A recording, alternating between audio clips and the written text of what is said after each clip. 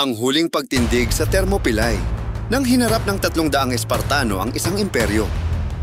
Noong taong 480 BCE, ang Imperyong Persiano sa ilalim ng pamumuno ni Haring Xerxes ay nasa martsa. Pinukaw ng ambisyon at pagnanais na ipaghiganti ang kanyang ama si Darius Tarpeperu. Tinipon ni Xerxes ang pinakamalaking hukbong nakita ng mundo. May mga ulat ng daan-daang libong mandirigma, mga Persiano, Medo, Ehipsyo, Sitiano, at maging mga elepanteng pandigma mula sa India. Ang kanilang patutunguhan. Gresya, habang tinatawid nila ang Hellespont sa isang tulay na gawa sa mga barko, tumayo si Xerxes sa harap ng kanyang makapangyarihang hukbo. Ang kanyang gintong balabal ay kumikinang sa sikat ng araw. Tiniyak ng kanyang mga general na madaling babagsak ang Gresya, na ang mga lungsod-estado ay guguho sa harap ng kanyang lakas. Ngunit may isang pangalan na pabulong na bumalot sa kanyang korte na parang isang masamang pangitain. Esparta. Sa puso ng Esparta, ang Herusya, konseho ng matatanda, ay mainit na nagtalakay ng kanilang tugon. Ang pagdiriwang ng Karneya ay nagbabawal ng ganap na digmaan, kaya't hindi maaaring lubos na ipatawag ang hukbong Espartano. Ngunit si Haring Leonidas I, isang mandirigmang walang katumbas ang tapang, ay tumangging sumuko sa kapalaran. Kung wala tayong gagawin, binalaan niya, babagsak ang Gresya. Bagaman, itinali ng batas ang kanyang mga kamay, alam ni Leonidas na kahit isang maliit na hukbo ay maaaring magpabagal sa mga Persiano. Sapat na oras upang magkaisa ang mga lungsod-estado ng Gresya. Pinili niya ang 300 sa kanyang pinakamahuhusay na mandirigma.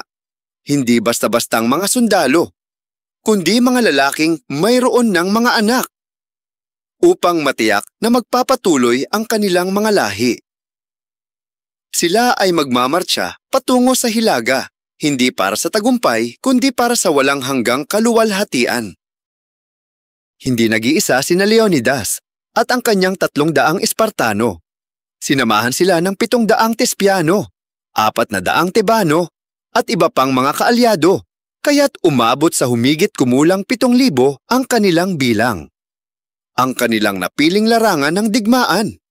Thermopylae, ang mainit na tarangkahan, isang makipot na daanan kung saan mawawalan ng halaga ang napakaraming bilang ng mga Persiano. Dito, ang disiplina ng mga Griego ang mangingibabaw sa kapangyarihan ng mga Persiano. Pinatatag ng mga mandirigma ang lumang pader ng Phocian, pinahasa ang kanilang mga sibat at inihanda ang kanilang mga kalasag. Malapit nang maligo sa dugo ang lupa, ngunit hindi na tinag si Leonidas. Ngumiti siya habang naghahanda ang kanyang mga tauhan, sapagkat ipapakita nila sa mundo ang tunay na kahulugan ng tapang ng isang Espartano. Sa unang araw, sumugod ang pangunang hukbo ng Persya. Tiwalang sila'y madaling magwawagi. Ngunit nang bumangga sila sa phalanx ng mga Espartano, nakaharap nila ang isang hindi matinag na pader. Ang mga Espartano, na mula pagkabatay sinanay sa brutal na agoge, ay lumaban ng may malamakinang katumpakan. Naging bakal na pader ang kanilang mga kalasag. Ang kanilang mga sibat ay tumama ng may nakamamatay na kawastuhan. Alon-alon ng mga sundalong Persiano ang bumagsak. Ang kanilang mga bangkay nagsalansan sa harap ng linya ng mga Griego. Kahit ang mga immortal, ang elitong mandirigma ni Xerxes ay nabigong makahanap ng kahinaan sa depensa ng Espartano. Nang dumilim ang langit sa kapal ng mga palasong Persiano, isang Espartano ang tumawa at nagsabi, "Kung gayon, lalaban tayo sa lilim." Sa loob ng 2 araw, matibay na nanindigan ang mga Griego. Ngunit pagkatapos, dumating ang pagtataksil, isang Griegong nagngangalang Ephialtes na naakit sa gintong alok ng mga Persiano, ang nagturo ng isang lihim na daanan sa kabundukan, isang makitid na landas ng mga kambing na nagmumula sa likuran ng pwesto ng mga Espartano. Nakita ni Xerxes ang kanyang pagkakataon at agad niyang ipinadala ang 10,000 mga immortal upang palibutan ang mga Griego. Nang matanto ng mga Espartano na sila'y napaligiran, hindi nanginig si Leonidas. Sa halip, iniutos niyang umatras ang karamihan sa mga Griego upang makaligtas at ipagpatuloy ang laban sa hinaharap.